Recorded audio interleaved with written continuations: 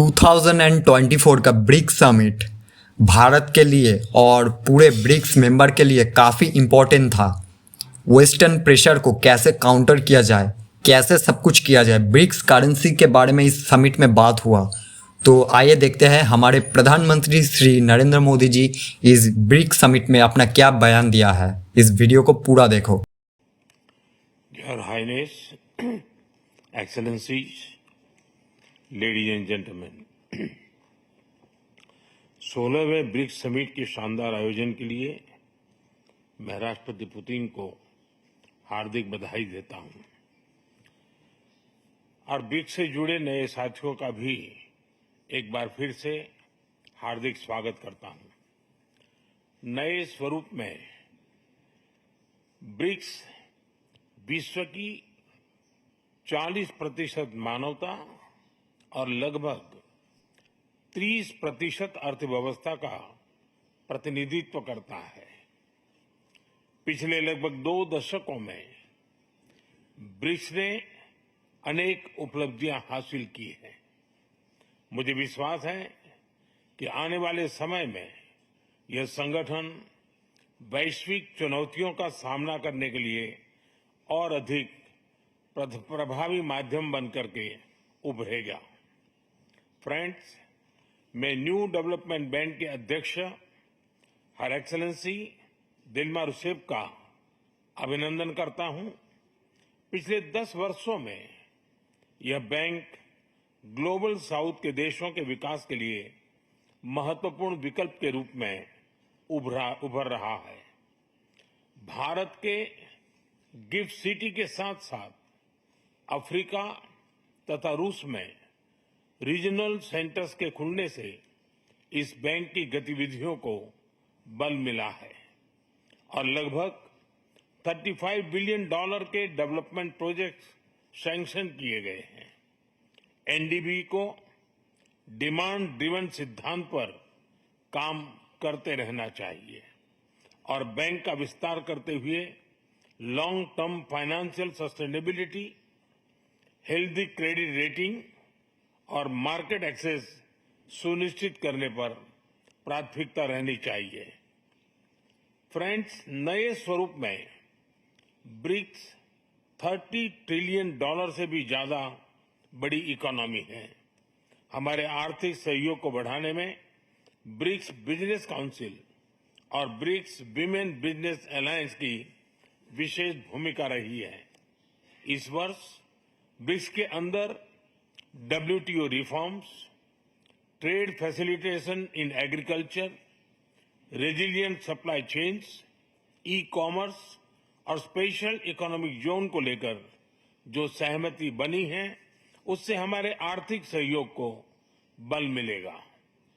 इन सब पहलों के बीच हमें स्मॉल और मीडियम स्केल इंडस्ट्री के हितों पर भी फोकस करना चाहिए। मुझे खुशी है कि 2021 में भारत की अध्यक्षता के दौरान प्रस्तावित ब्रिक्स स्टार्टअप फोरम इस वर्ष लॉन्च किया जाएगा। भारत द्वारा दिया गया रेलवे रिसर्च नेटवर्क का इनिशिएटिव भी ब्रिक्स देशों के बीच लॉजिस्टिक्स और सप्लाई चेन कनेक्टिविटी बढ़ाने में अहम भूमिका निभा रहा है। इस साल ब्रिक्स देशों में यूनिडो के साथ मिलकर इंडस्ट्री 4.0 के लिए स्किल्ड वर्कफोर्स तैयार करने पर बनी सहमति बहुत ही महत्वपूर्ण है। 2022 में लॉन्च किया गया ब्रिक्स वैक्सीन R&D सेंटर सभी देशों की स्वास्थ्य सुरक्षा बढ़ाने में मदद कर रहा है। हमें डिजिटल हेल्थ में भारत का सफल अनुभव ब्रिक्स पार्टनर्स के साथ साझा करने में खुशी होगी। फ्रेंड्स, क्लाइमेट चेंज हमारी साझी प्राथमिकता का विषय रहा है। रूस की अध्यक्षता में BRICS open carbon market partnership के लिए बनी सहमति का स्वागत करता है। भारत में भी green growth, climate resilient infrastructure और ग्रीन ट्रांजिशन पर विशेष रूप से बल दिया जा रहा है। International solar alliance, coalition for disaster resilient infrastructure, mission life यानी लाइफस्टाइल फॉर एनवायरमेंट, एक पेड़ मां के नाम जैसे इनिशिएटिव लिए गए हैं। पिछले वर्ष COP28 के दौरान हमने ग्रीन क्रेडिट जैसे महत्वपूर्ण पहल की शुरुआत की। मैं ब्रिक्स पार्टनर्स को इन इनिशिएटिव से जुड़ने के लिए आमंत्रित करता हूं। ब्रिक्स के सभी देशों में इंफ्रास्ट्रक्चर के निर्माण पर विशेष रूप से बल दिया जा रहा है। भारत में मल्टी मॉडल कनेक्टिविटी को तेजी से बढ़ाने के लिए हमने गति शक्ति पोर्टल बनाया है। इससे इंफ्रास्ट्रक्चर विकास के लिए इंटीग्रेटेड प्लानिंग और इम्प्लीमेंटेशन में मदद मिली है और लॉजिस्टिक कॉस्ट कम हुई है। हमारे अनुभव आप सभी के साथ साझा करने में हमें खुशी होगी। फ्रेंड्स, ब्रिक्स देशों के बीच फाइनेंशियल इंटीग्रेशन बढ़ाने के लिए प्रयासों का हम स्वागत करते हैं। लोकल करेंसीज में व्यापार और सुगम रूप से क्रॉस बॉर्डर पेमेंट से हमारा आर्थिक सहयोग सुदृढ़ होगा। भारत द्वारा बनाया गया यूनिफाइड पेमेंट्स इंटरफेस यानी यूपीआई भारत की एक बहुत बड़ी सक्सेस स्टोरी है। इसे कई देशों में अपनाया गया है। पिछले वर्ष हिज हाइनेस शेख मोहम्मद के साथ मिलकर हमने इसे यूएई में भी लॉन्च किया। अन्य ब्रिक्स देशों के साथ भी इसमें सहयोग किया जा सकता है। फ्रेंड्स, भारत ब्रिक्स के अंतर्गत सहयोग बढ़ाने के लिए पूरी तरह से प्रतिबद्ध है।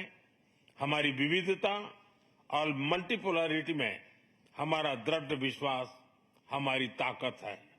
हमारी यही ताकत और मानवता में साझा विश्वास हमारी भावी पीढ़ी के समृद्ध और सशक्त भविष्य को सार्थक रूप देने में सहयोग होगा। आज की बहुत ही महत्वपूर्ण एवं उपयोगी चर्चाओं के लिए मैं सभी का आभार व्यक्त करता हूं। ब्रिक्स के अगले अध्यक्ष के रूप में मैं राष्ट्रपति लूला को हार्दिक शुभकामनाएं देता हूं।